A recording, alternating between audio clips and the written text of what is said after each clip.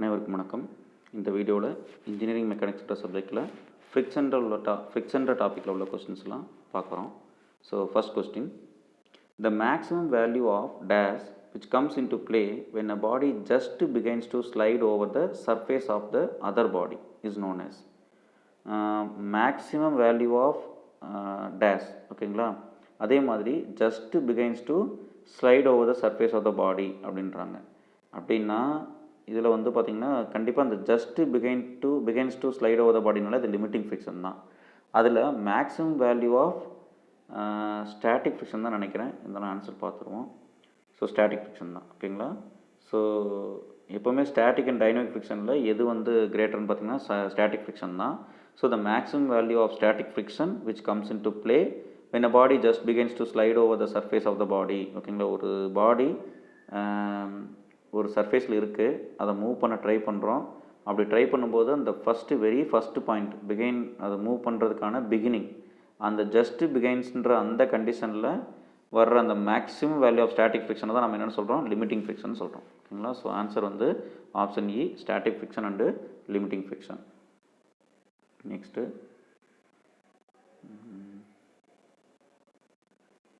Okay, பாருங்கள் ஒரு problem.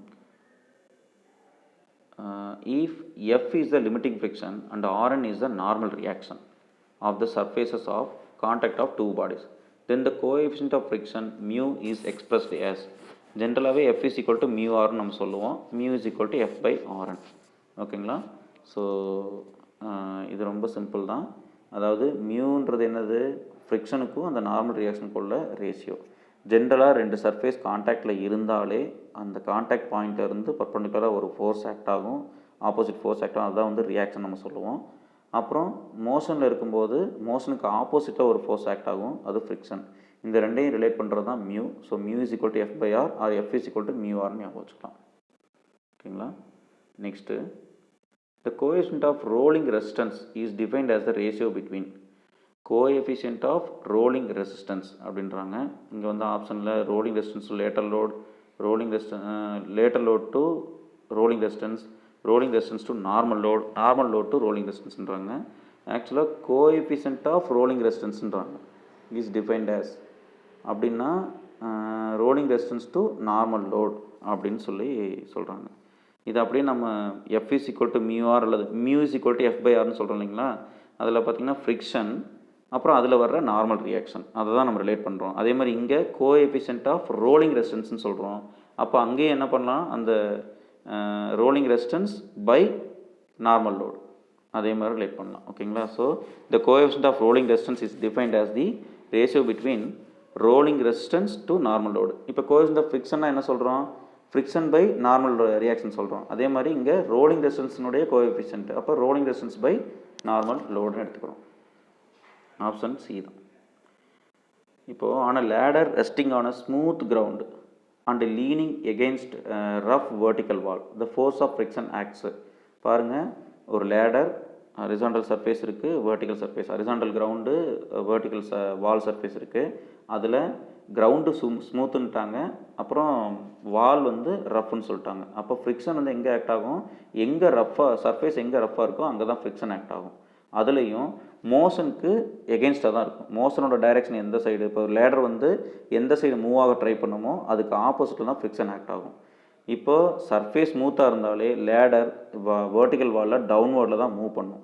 அப்போ ஃப்ரிக்ஷன் அப்வோர்டில் இருக்கும். அப்போ அப்வோர்ட் அட் இட்ஸ் அப்பர் எண்டுன்னு சொல்லலாம். ஆன்சர் பார்த்துருவோம். Yes, upward at its upper end. ஓகேங்களா, அது வந்து எது ரஃப்பாக இருக்குது எது ஸ்மூத்தாக இருக்குன்றதை பார்த்து மோஷனுக்கு எகெயின்ஸ்டாக தான் நம்ம ஃப்ரிக்ஷன் வரும் அப்படின்றத வச்சு நம்ம சொல்லிக்கலாம். ஸோ ஆன்சர் பார்த்திங்கன்னா, on a ladder resting on a smooth ground and leaning against the rough vertical wall the force of friction acts toward the wall at the upper end. Next, the coefficient of friction is the ratio of, அதே தான் அதுலேயும் பாருங்கள், நம்ம friction to normal ஃபோர்ஸ்னு normal reaction சொல்கிறோம். Option ஏவும் வராது, பியும் வராது. சி பார்த்திங்கன்னா limiting force of friction to normal reaction. D வந்து வெயிட் ஆஃப் த பாடின்றாங்க. வெயிட் ஆஃப் த பாடிலாம் கிடையாது. ஆக்சுவலாக வந்து இது சர்ஃபேஸை பொறுத்து வர்றது தான் ஃப்ரிக்ஷன்றது. அதனால் லிமிட்டிங் ஃபோர்ஸ் ஆஃப் ஃப்ரிக்ஷன், அதாவது mu is equal to F by ஆர்னு சொல்கிறதுல அந்த இடத்துல ஃப்ரிக்ஷன் சொல்கிறோம். பட் ஆக்சுவலாக அது வந்து limiting force of friction to the normal reaction. Next which statement is wrong in wedge friction. Wedge ஃப்ரிக்ஷனில் ராங் ஸ்டேட்மெண்ட் சொல்கிறாங்க. முதல்ல வெஜ்ஜுன்னா என்னன்னா பார்த்தீங்கன்னா இது வந்து ஆப்ஷன் எது கரெக்டுனா to lift heavy block through large ஃபோர்ஸ்ன்றாங்க. வெஜ்ஜுன்றது லார்ஜ் ஃபோர்ஸ் யூஸ் பண்ணி நம்ம ஹெவி பிளாக்கை லிஃப்ட் பண்ணுறது கிடையாது. அதனால தான் அந்த ஆப்ஷன் தப்பு. ஸோ இங்கே என்னென்ன மற்ற ஆப்ஷன் பார்ப்போம். To lift heavy block through small distances.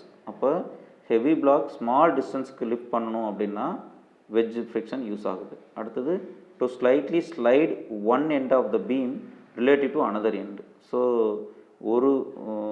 ஒரு பீமோட இன்னொரு பீம் வந்து ஸ்லைட் ஆகிறது. ஓகேங்க, அதுவும் slightly to slightly slide one end of the beam related to another end. ஓகேங்களா, ஆக்சுவலாக ஒரே பீம் தான், அதனோட ஒரு எண்டு இன்னொரு எண்டை பொறுத்து ஸ்லைட் ஆகிறது, லைட்டாக ஸ்லைட் ஆகிறது வந்து வெட்ஜ் ஃப்ரிக்ஷன்றாங்க. அப்புறம் weight of wedge is neglected compared to weight to be lifted.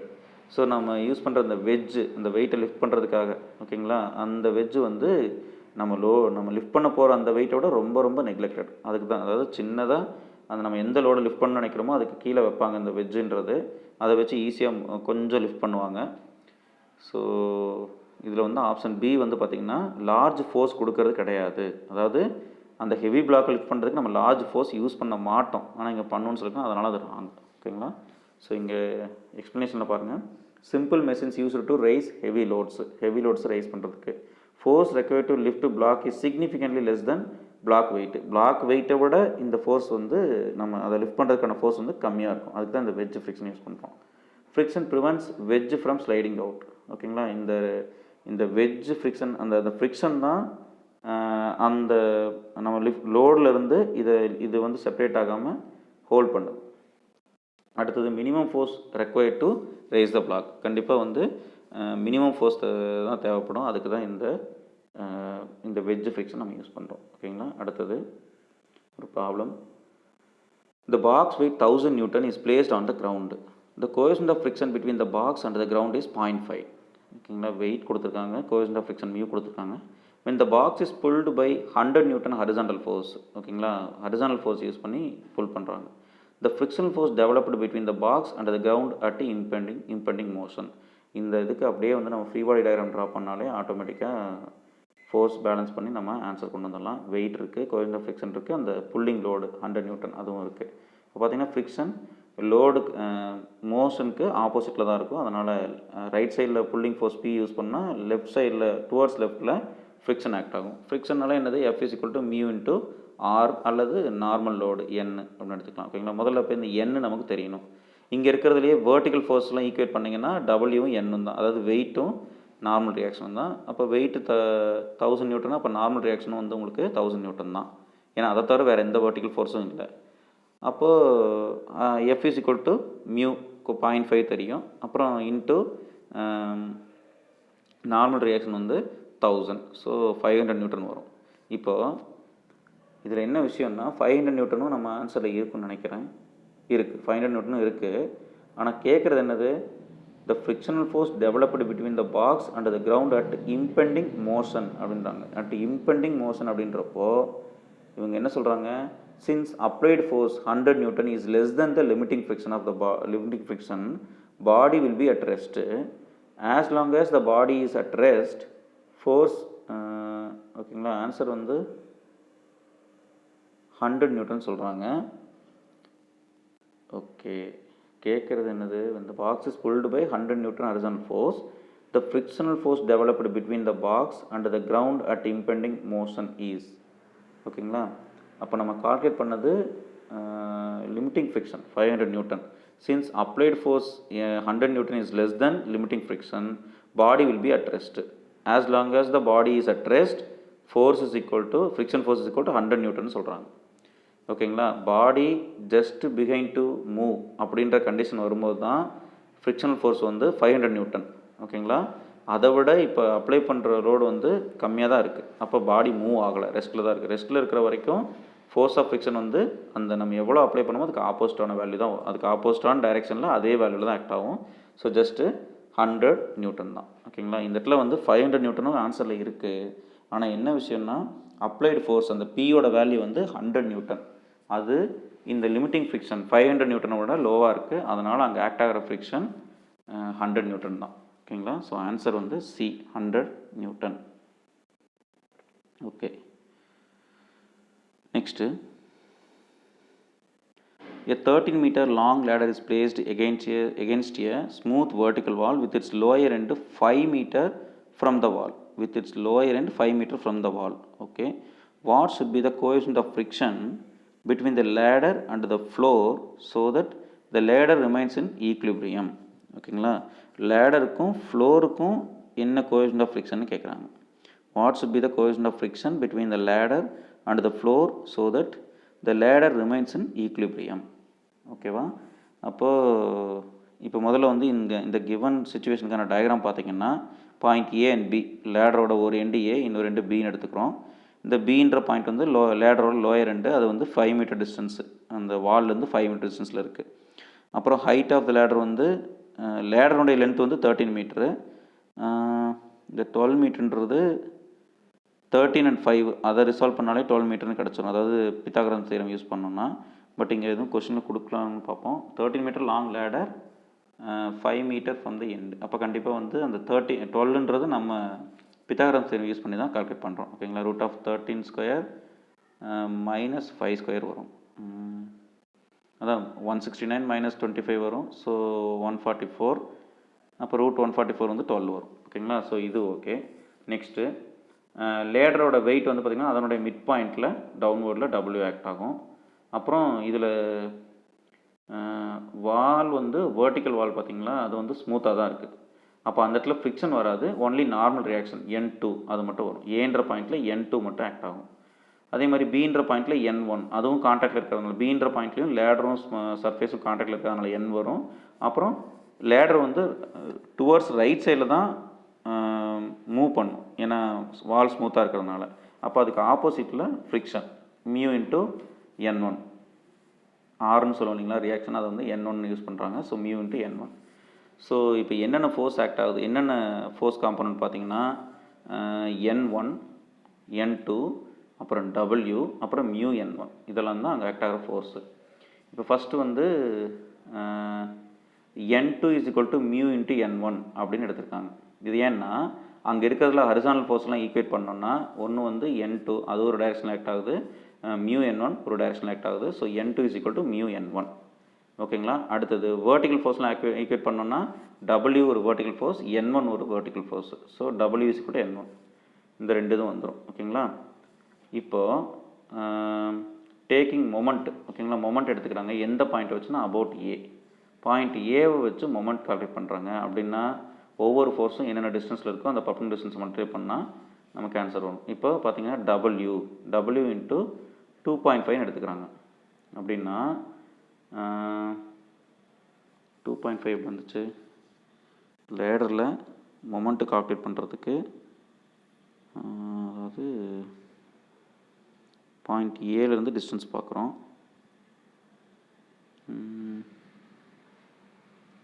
அதே மாதிரி மியூ ஒன் N1 இன்ட்டு 12. ஓகேங்களா? ஏன்ற டிஸ்டன்ஸ்லேருந்து மியூ என் ஆக்ட் ஆகிற அந்த டிஸ்டன்ஸ் எடுத்து பார்த்தீங்கன்னா 12 மீட்டர் வரும். ஸோ 12 இன்ட்டு மியூ N1 அது ஓகே, ப்ளஸ் W இன்ட்டு 2.5 வருது. ஓகேங்களா? அப்படின்னா என்ன பண்ணணும், இந்த W லேடரோட மிட் பாயிண்ட்டு, அந்த மிட் பாயிண்ட்டை அப்படியே கீழே ப்ரொஜெக்ட் பண்ணிங்கன்னா சர்ஃபேஸ், அந்த ஹரிசானல் சர்ஃபேஸினுடைய லென்த்து 5 மீட்டர் வருது இல்லையா, அந்த மிட் பாயிண்டில் தான் வரும். ஸோ நமக்கு தேவை என்ன, perpendicular distance of W from ஏலேருந்து W ஆக்ட் ஆகிற டிஸ்டன்ஸு பர்பெண்டிகுலர் டிஸ்டன்ஸ் எவ்வளோன்னு பார்த்தீங்கன்னா 2.5 தான் வரும். அப்போ 2.5 into W that is equal to இது ரெண்டு ஃபோர்ஸ்க்கும் ஆப்போசிட்டில் ஒன்று தான் N1 ஆக்ட் ஆகிட்டு இருக்கு வேர்ட்டிக்கல் ஃபோர்ஸு, அதுக்கான மொமெண்ட்டு 5 இன்ட்டு N1 வரும்.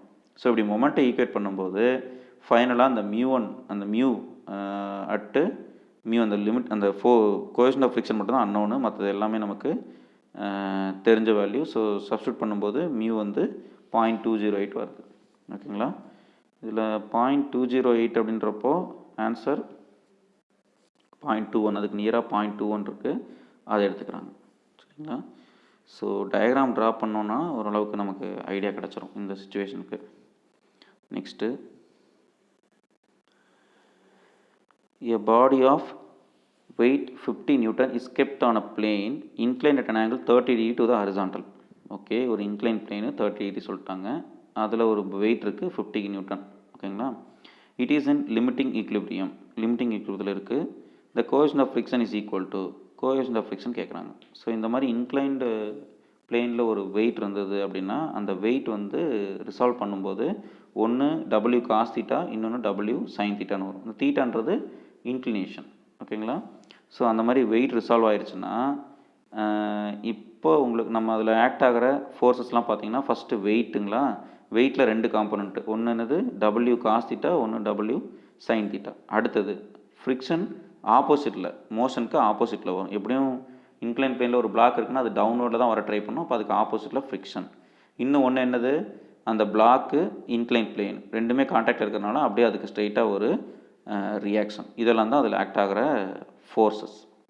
அப்போது ஈக்லிபிரியம் அப்படின்னு வர்றப்போ என்ன பண்ணுறாங்கன்னா, நம்ம ஹரிசானல் ஃபோர்ஸு வெர்டிகல் ஃபோர்ஸ்லாம் பார்த்தீங்கன்னா, இப்போ இந்த ஹரிசானல் ஃபோர்ஸ் ஈக்குவேட் பண்ணும்போது mg sin 30 is equal to μrன்னு வரும்.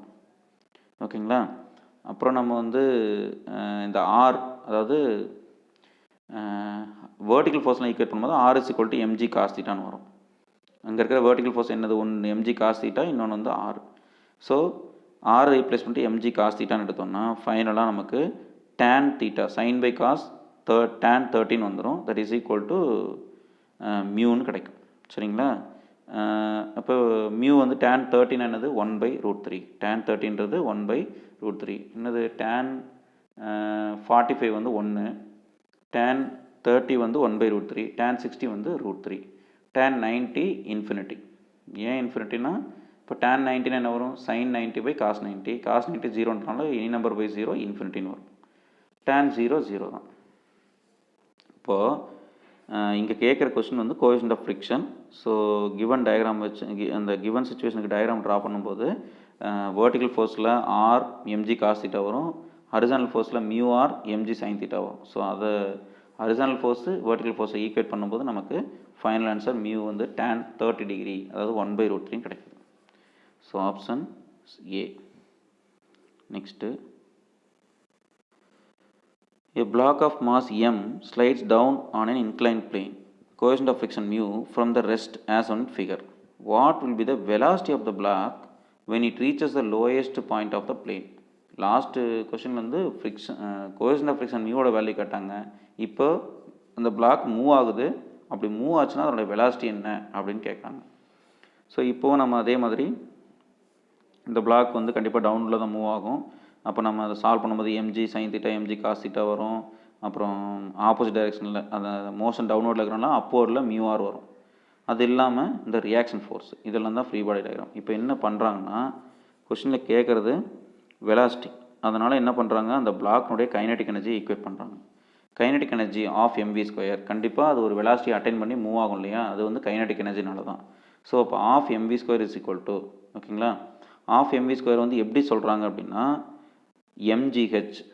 அப்போ அந்த பிளாக் மூவ் ஆகுது, ஒரு ஹைட்லேருந்து மூவ் ஆகுது அப்படின்னா பொட்டன்ஷியல் எனர்ஜி தான் கைனடிக் எனர்ஜியாக மாறி இருக்குது. அப்போ half mv² is equal to mghன்னு எடுத்துக்கலாம். ஸோ இதில் வந்து என்ன ஆகும்னா, கண்டிப்பாக ஃப்ரிக்ஷனால் லாஸ் நடக்கும். அங்கே ஃப்ரிக்ஷன் இருக்கிறதுனால பொட்டன்ஷியல் எனர்ஜி ஃபுல்லாக கைனடிக் எனர்ஜி கன்வெர்ட் ஆகுது, கொஞ்சம் லாஸும் இருக்கும். அதனால் mgh minus energy loss due to friction அப்படின்னு எடுத்துக்கிறாங்க. ஓகேங்களா. இப்போது இதில் mgh பொட்டன்ஷியல் எனர்ஜி அப்படியே இருக்கும், minus energy loss due to friction. ஃப்ரிக்ஷனால் வர லாஸ் என்ன, F இஸ் ஈக்குவல் டு μrன்னு சொல்லுவோம். Friction force into h by sine theta. ஓகேங்களா. அதாவது என்னென்னா, இப்போ அங்கே ஒரு ட்ரையாங்கிள் மேக் பண்ணி இந்த சைன் தீட்டா, அதாவது அந்த ஹைட்டு அப்புறம் இந்த mg சைன் தீட்டா இதெல்லாம் வச்சுட்டு நம்ம ஒரு ட்ரையாங்கிள் மேக் பண்ணும்போது நமக்கு என்ன கிடைக்கும்னா μr into h by sine தீட்டான்னு வரும். ஓகேங்களா. அதுவும் வந்து மைனஸ், அதாவது லாஸ்ன்றதுனால அந்த அந்த அந்த எனர்ஜி வந்து லாஸ் ஆகுது, அதனால் மைனஸ் முன்னாடி போட்டிருக்காங்க. ஓகேங்களா. இதில் இந்த μr into h by sine theta எப்படி வரும்னு பார்த்தீங்கன்னா, இப்போ இந்த தீட்டா அப்புறம் ஒரு இன்க்ளைன் பிளேனு அப்புறம் ஹைட்டு, இதெல்லாம் வச்சு பார்த்திங்கன்னா ஒரு ட்ரையாங்கிள் ஃபார்ம் ஆகும். இப்போ சைன் தீட்டான்னு எடுத்துட்டிங்கன்னா ஆப்போசிட் பை ஹைப்போடெனியஸ். ஓகேங்களா, ஆப்போசிட்டில் ஹெச் இருக்கும், ஹைப்போடெனியஸில் இந்த ஃப்ரிக்ஷனல் ஃபோர்ஸ் இருக்கும். அப்போ நம்ம ஃப்ரிக்ஷனல் ஃபோர்ஸ் நமக்கு வேணும்னா sine theta h by sine தீட்டாவால் மல்டிப்ளை பண்ணணும். So mu R into h by sine தீட்டான்னு வந்துடும். அப்புறம் அதை வந்து எப்படி இது பண்ணுறாங்கன்னா, அந்த ஆரோட வேல்யூ வந்து ரியாக்ஷன் இருக்கு இல்லைங்களா, அந்த டவுன்வர்டில் ஆக்ட் ஆகிற வெயிட் காம்பனண்ட் என்னது எம்ஜி காஸ் தீட்டா. அப்போ ஆரோட வேல்யூ எம்ஜி காஸ் தீட்டா, அதை சப்ஸ்டியூட் பண்ணுறோம். ஸோ ஃபைனலாக உள்ள வந்து v is equal to root of எல்லாமே இந்த mg எல்லாம் இப்போ எடுக்கும்போது root of 2gh into 1 minus mu cot theta வருது. root of 2gh into 1 minus mu cot theta sine cos by sine வந்து cot theta அப்படின்னு சொல்கிறோம். ஓகேங்களா, இப்போ இந்த mgன்ற டேர்ம்லாம் இப்போ mன்ற டேர்ம்லாம் எப்படி மிஸ் ஆச்சுன்னா, லெஃப்ட் சைடில் ஆஃப் mv ஸ்கொயர் இருந்தது, இந்த பக்கம் ரெண்டு இதுலேயுமே எம்ஜின்றதுனால எம்மை வந்து கேன்சல் பண்ணுறோம்.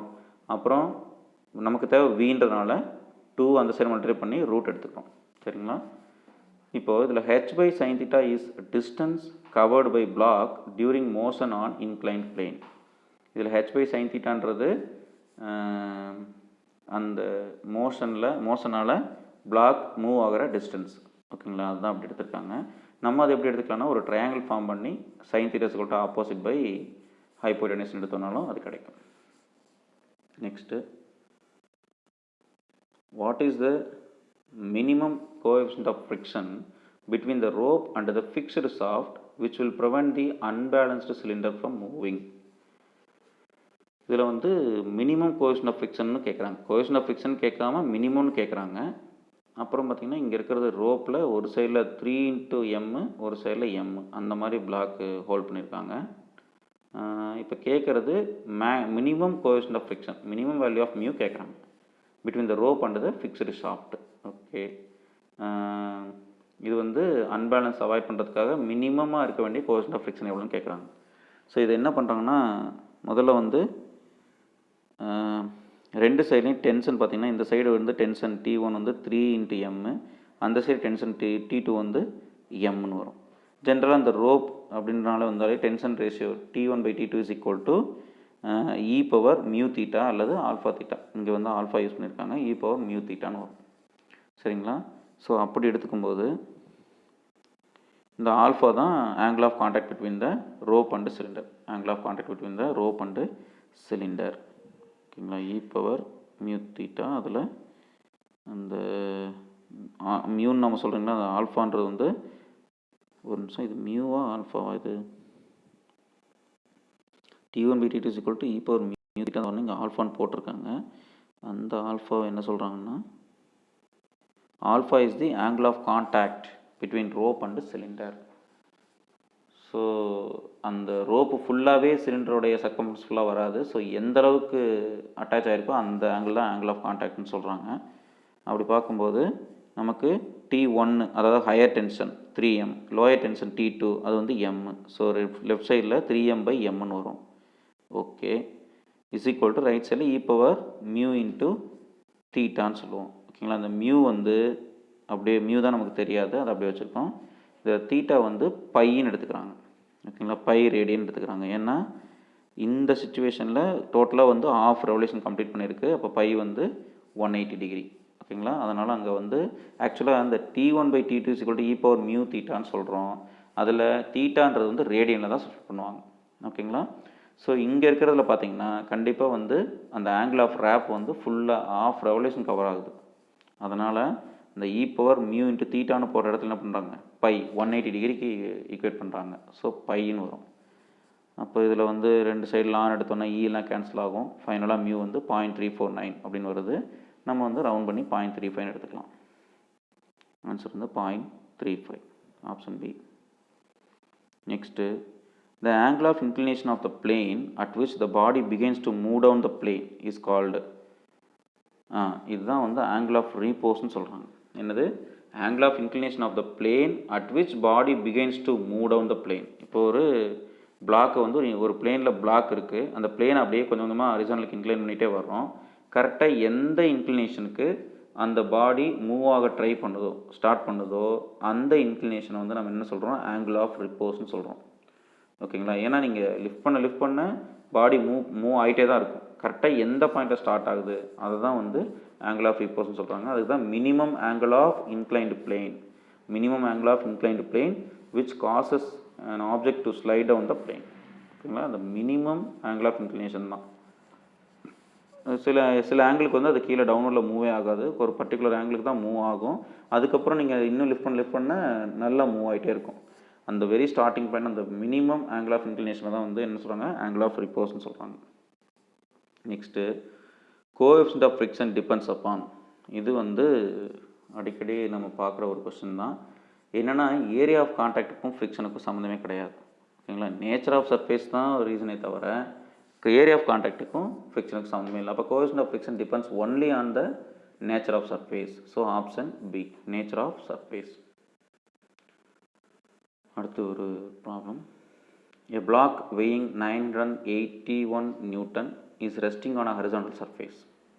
The coefficient of friction between the block and the horizontal surface is 0.2. Okay.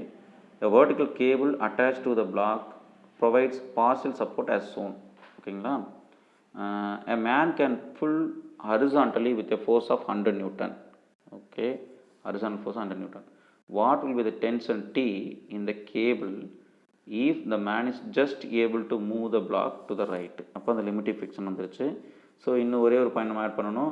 Movement right சைடில் மூவ் ஆகுதுன்னா லெஃப்ட் சைடில் தான் ஃபிக்ஷன் ஆக்ட் ஆகும்.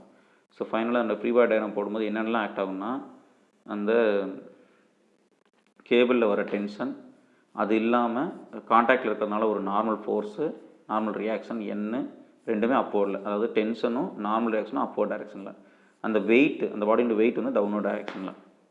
அடுத்தது ரைட் சைடில் 100 நியூட்டன் ஒரு ஹரிசாண்டல் ஃபோர்ஸ், அதாவது அதுதான் புல்லிங் ஃபோர்ஸ், அது ஆக்ட் ஆகுது. அப்படியே ஆப்போசிட்டில் மியூ இன்ட்டு என், அதாவது ஃப்ரிக்ஷன் ஃபோர்ஸ் ஆக்ட் ஆகுது. இவ்வளோ தான் அதில் ஆக்ட் ஆகிற ஃபோர்ஸு.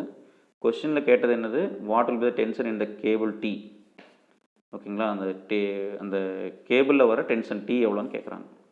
ஸோ முதல்ல வேர்டிக்கல் ஃபோர்ஸ்லாம் ஈக்குவேட் பண்ணோன்னா n + t = டபுள்னு வரும். டபுள்யூட வேல்யூ வந்து, அதாவது வெயிட் ஆஃப் த பாடி வந்து 981 நியூட்டன், அது யூஸ் பண்ணலாம். அடுத்தது இந்த பக்கம் ஹரிசாண்டல் ஃபோர்ஸ்லாம் ஈக்குவேட் பண்ணும்போது μn = 100 வரும். μn = 100 வரும். அப்போ நமக்கு கோஎஃபிஷியன்ட் ஆஃப் ஃப்ரிக்ஷன் வந்து 0.2 அதுவும் கொடுத்துட்டாங்க. அதனால் மியூ இருக்கிறதுனால n வந்து இப்போவே கால்குலேட் பண்ணலாம். 100/0.2 500 வரும். அப்புறம் டென்ஷன், இப்போ n வேல்யூ தெரிஞ்சிருச்சு, அதை அப்படியே எடுத்துகிட்டு போயிட்டு ஈக்குவேஷன் 1 n + t = w இருக்குங்களா, அங்கே சப்ஸ்டியூட் பண்ணும்போது 981 - 500, ஸோ 481 நியூட்டன் வருது. ஆன்சர் வந்து 481 newton. Just free body diagram draw பண்ணிவிட்டு என்னென்ன ஃபோர்ஸ் எங்கெங்கே ஆக்ட் ஆகுது அப்படின்றத வச்சோன்னா ஹரிசாண்டல் ஃபோர்ஸு, வெர்டிக்கல் ஃபோர்ஸ் அதெல்லாம் ஈக்குவேட் பண்ணும்போது நமக்கு ஆன்சர் கிடச்சிடும். Next limiting friction depends upon. பாருங்கள், material of the body in contact, weight of the body to be moved, weight கண்டிப்பாக வராது. அப்புறம் roughness of the surface of contact of the two bodies. All of the above. Answer all of the எபோவ்னு தான் சொல்கிறாங்க. இப்போ என்ன கேட்டாங்க அப்படின்னா, limiting friction depends upon.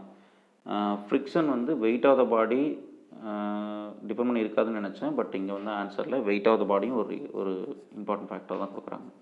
அப்போது material of the body, weight of the body, அப்புறம் roughness of the surface of contact of the two bodies எல்லாமே வருன்றாங்க.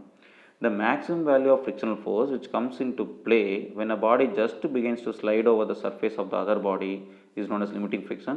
Limiting friction depends upon material of the body in contact, okay, weight of the body to be moved, அப்புறம் roughness of the surface of contact of the two bodies.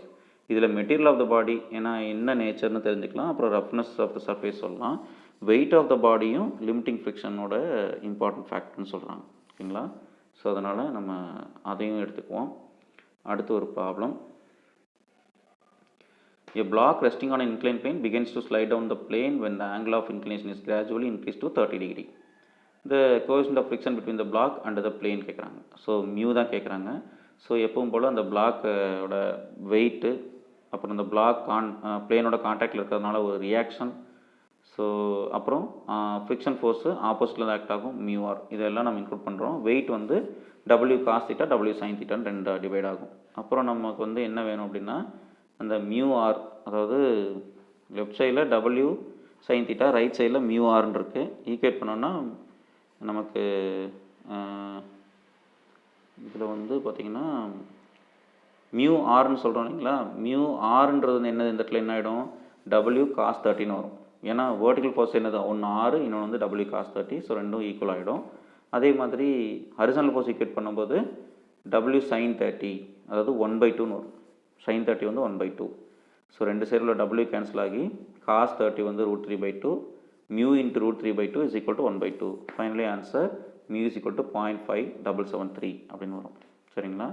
So இந்த incline plane problem தான் mostly ஃப்ரிக்ஷனில் இருக்கும். நம்ம என்ன பண்ணணும், அந்த பிளேனோட வெயிட்டை ரிசால்வ் பண்ணி W cos theta W sine தீட்டான்னு போட்டுக்கணும்.